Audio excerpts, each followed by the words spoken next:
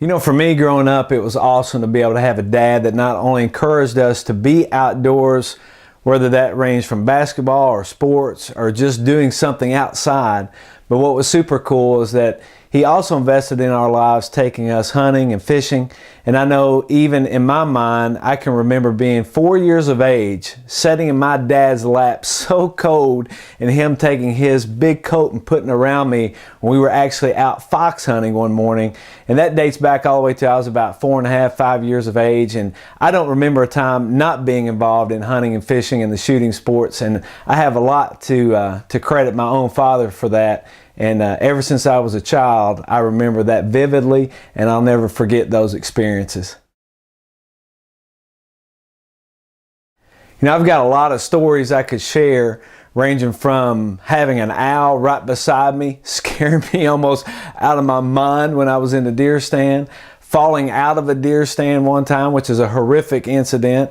But I think probably the most memorable hunt for me at this place in my life happened when I was able to take my little daughter Shelby and my son Jackson hunting. And I'll tell you, we didn't harvest a single thing that day, but it was so cool to have them in that tower blind with me. They were a little cold, but I'll never forget them saying, "Daddy, is it time for us to go get a pancake?" They were ready to get out and they were ready to go home. But guys, I'll share with you, it was probably one of the sweetest moments for me afield to have both of them in the stand with me for the first time. And it is a memory that I will never forget, and I hope they don't as well.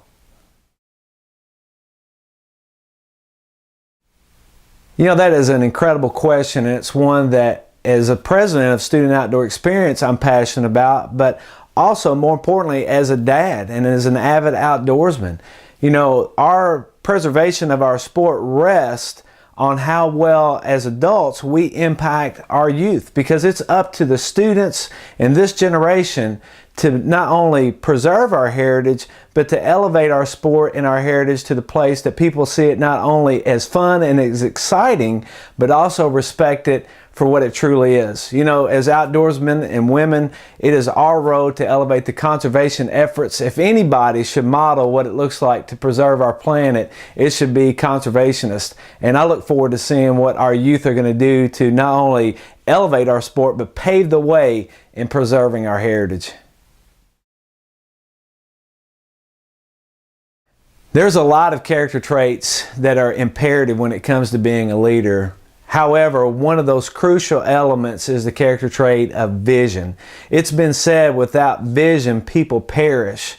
And that statement in of itself holds a lot of truths, because when there is no longer a vision, then people don't serve, they don't sacrifice, they don't give towards that vision. It sets in what is called a sense of apathy. They just kind of a mundane existence. But when it comes to a leader who has vision, that's somebody that people want to get behind, they want to elevate them, and they want to see that vision not only become a success, but they want to do so with significance.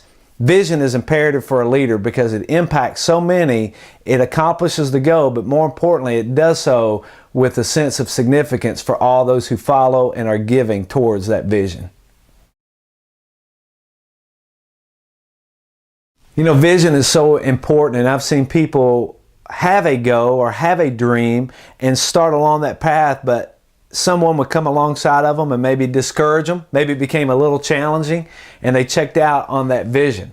And I'll share with you, when we launched Student Outdoor Experience over 7 years ago, I'll never forget sitting in an office and a gentleman in a big leather chair kicked back in that chair and his arms crossed simply said, "I don't think there's any place in the outdoor industry for an organization solely devoted to the young people of today." And I remember I felt so deflated after that. And on my way to the airport, I'll never forget pulling off the side of the road and having a moment where I simply said to myself, that guy is wrong. That is not the vision that we have for Student Outdoor Experience. And had I listened to that person, had I been deflated, that vision wouldn't have come to fruition today, where we're seeing thousands of students not only impacted with great leadership principles, but also encouraging them to live for their own dreams and their own ambitions and goals, and to take that and make it evident for their passion and their heart to preserve our heritage. Vision is imperative, and it's something that you can't lose sight of. You bury it deep, you elevate it through everybody that is around you, and you live for that vision. You know, that's a loaded question. There's so many things I would love to share with you, but to boil it down to one specific area in my life that I'd love to do over again, and that is simply this, is that whatever that was in front of me, the goals or the ambitions or the vision that I have for my life, that I would have given it 110%. No matter where you are right now, no matter what situation or circumstance you have at home, school, economy, don't let any of that pull you down. Give 110%. Dedicate yourself, have that passion, have that purpose, develop that plan, and live for that vision. If I could do anything over again, it would be to do that early in life, learn that principle, and don't look back. You know, when it comes to achieving your dreams and your goals, there's 3 things I would encourage you to do. First and foremost, write down your vision and your dreams. It is so imperative that you record that, because you're going to come across some folks that maybe aren't going to give you the support or the encouragement that you think you would receive when it comes to achieving those goals. And it's important for you to go back and to be able to see that on paper and what you had and what was in your heart or in your mind, and to know that that is something that you can accomplish. Write that vision down. Secondly, make sure that you take some action steps. Plan out some steps in order for you to accomplish that. Maybe you're a freshman in high school right now, and the dream or the vision that you have, you know that you've got to get good grades in high school so you can get a good scholarship to go to college, so you can get hired for that position. What are those steps that you need to take? Write down your vision, write down the plans you mean to take, and then the third one is simply this: to live out that reality. What is that vision going to look like when you finally get there? Guys, it will be rewarding, and it's something that when you come across people that won't be as supportive, are not going to elevate you to achieve those goals and dreams, you're going to have record of the steps that you need to take, and you're going to be able to truly to live that experience.